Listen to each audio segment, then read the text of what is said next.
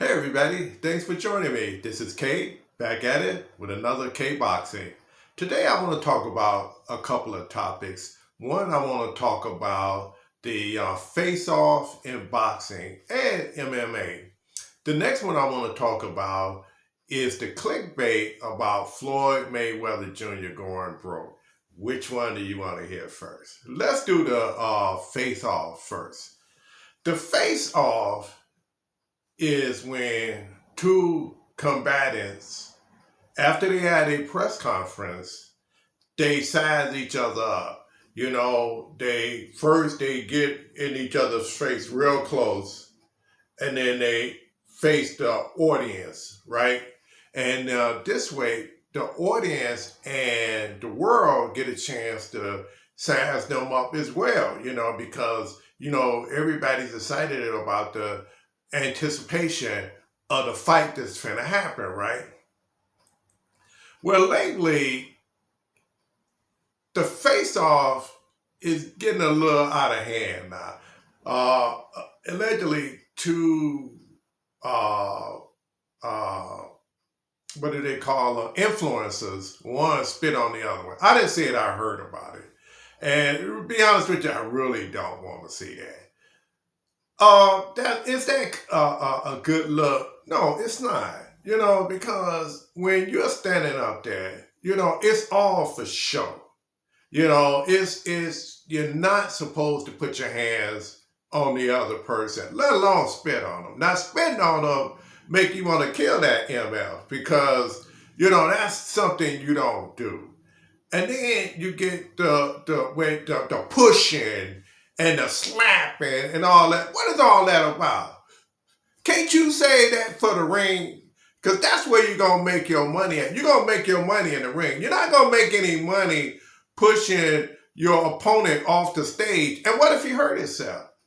Now you're going to jail. You're getting a lawsuit put against you. And you're losing a payday. In most cases, most of these guys, this be their biggest payday. So why would you jeopardize that? You train for what? 2-3 months for what? To push the other guy off the stage or to injure him, and then now the fight is canceled. And you going to jail, and you got a lawsuit on you. Does that make any sense? You say that for the ring, that's where you're going to make your money at. You're not going to make any money out of the ring. That don't make sense. And I wish they stop it. Just do it the way it's supposed to. You stand up there, you look at each other like you can't win. That's cool. But you don't put your hands on them because now you're jeopardizing your money and your opponent's money. That's all I got to say on that one. The next one is all this clickbait going on with Floyd Mayweather Jr. The man, he's broke. He finna be broke. In the day, we used to call that player hate. I don't know what the new word for it now, but in the day, we called that player hate. When somebody doing good and somebody else on the outside looking there hating. What is that about? If you got that much time to worry about what that man doing, you ain't handling your own business. Because, first of all, when somebody's doing good, you should be happy for him. If he flying around in jets so he can show his wealth and he got all those mansions and fancy, very expensive cars in his garage, hey, you should be happy for him. Let me say this. The house I live in, the car I drive, is all temporary. It's all temporary. Ain't nobody going in that ground but you.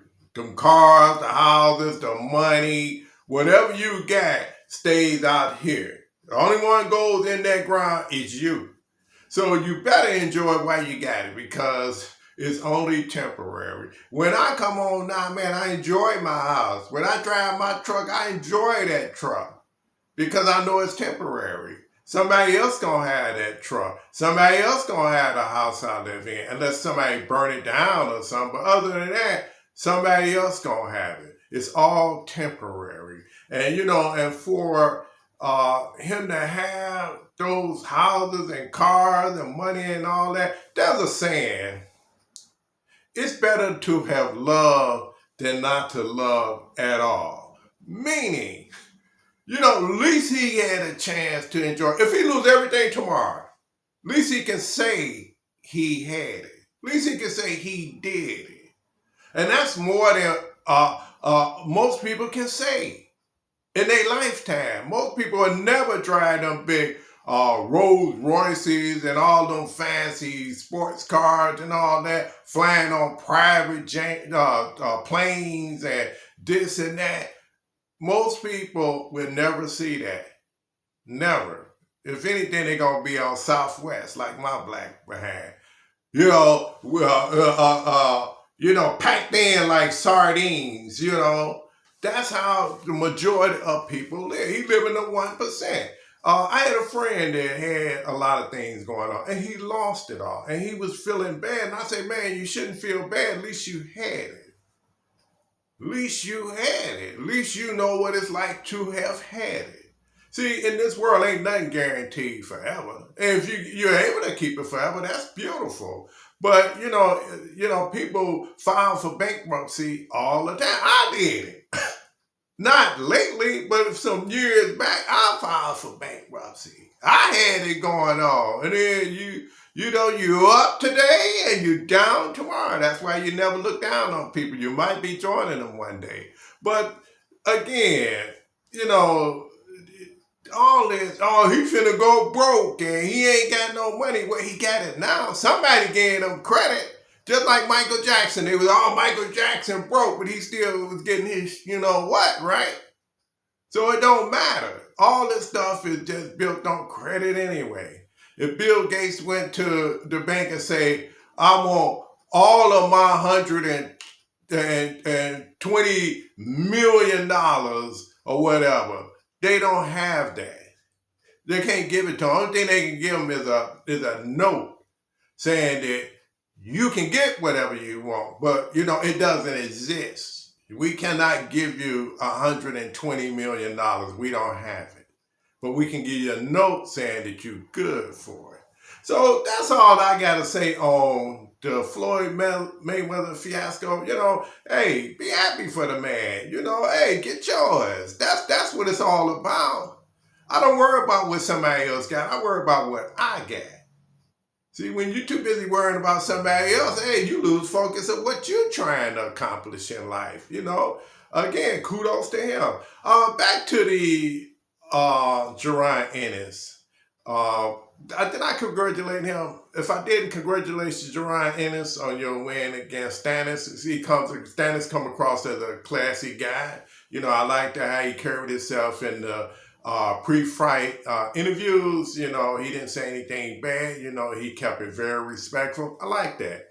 I think Earl Spence Jr., instead of chasing Terrence Bud Crawford, I think he should fight Jerron Ennis. That would be an interesting fight. Man, I'm curious about Jerron Ennis got them quick hands and quick movement, and Earl Spence got the power body shots. That would be an interesting fight. Keith One-Tan Thurman is asking Spence to fight him. That would be an interesting fight. Because Keith Thurman still got it too. Even though he don't fight as much, but when he do fight, he bring his A game, and he only lost once. So I'm interested to see how this plays out with Earl Spence Jr. Should he fight Terrence Bud Crawford again? I'll probably say no, because Crawford beat him convincingly. And Spence don't really have a lot of things he can bring to the table with a Crawford. Crawford is a switch hitter. He can set you up.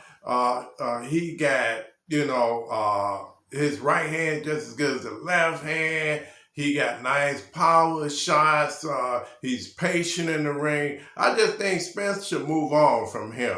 I don't think that should be the fight he should want. But supposedly, that's what he's finna do. And I think they might have signed a contract. Don't know for sure. But I would like to see Earl Spence Jr. take on Jerron Ennis. That would be an interesting fight. I think it would be a great fight.